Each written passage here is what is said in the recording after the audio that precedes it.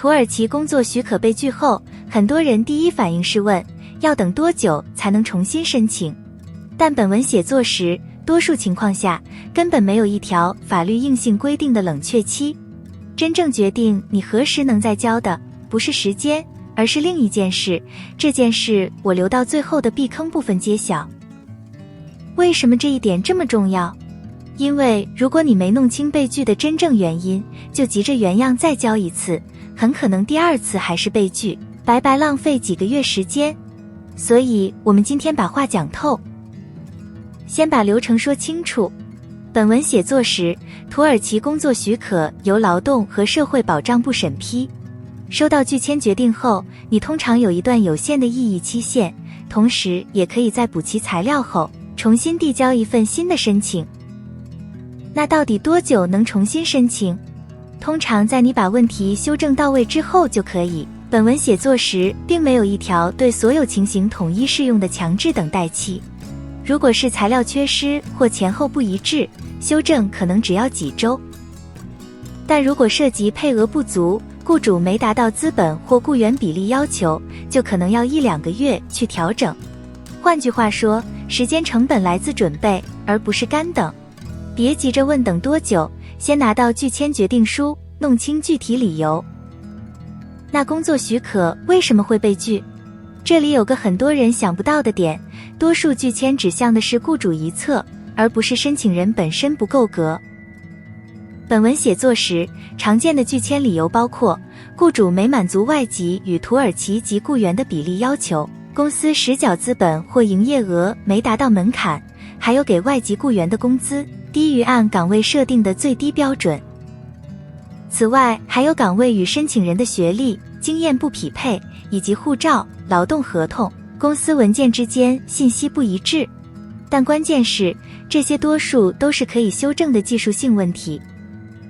那收到拒签后，是先提异议，还是直接重新申请？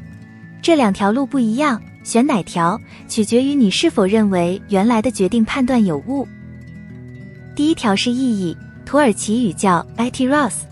如果你认为材料其实齐备，只是被误判，可以在决定书规定的期限内提出异议，常见说法为约30天，确切期限以决定书载明为准。第二条是重新申请，如果拒签理由确实成立，比如配额或资本不足，那提异议意义不大。更务实的做法是先把条件补齐，再交一份新的申请。但注意，这两条路不是只能2选1，有时会先在异议期内保留权利，同时着手准备一份更扎实的新申请。关键还是先读懂决定书上的具体理由。我们再深入讲讲那几个硬门槛：配额、资本和工资。这3样是审批里最容易触发拒签，也最需要提前规划的部分。比例要求是说，公司要雇佣一定数量的本地员工，才能为外籍员工申请许可。实缴资本或营业规模要达到相应门槛，外籍雇员的工资不得低于按职位设定的最低水平。这些数字和比例都由劳动和社会保障部设定，而且会不时调整，任何具体金额都应以当期官方口径为准。对刚设立、人数还少的公司来说，这些门槛往往就是首次被拒的根源。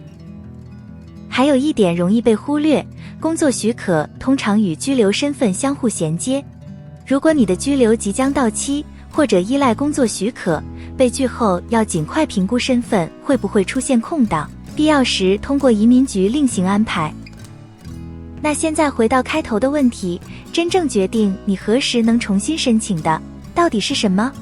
答案是，你能多快把导致拒签的那个具体问题修好。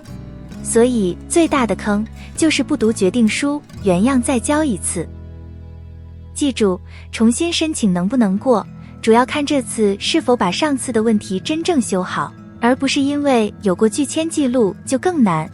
补齐了配额、资本、工资和材料一致性，基础自然比上次扎实。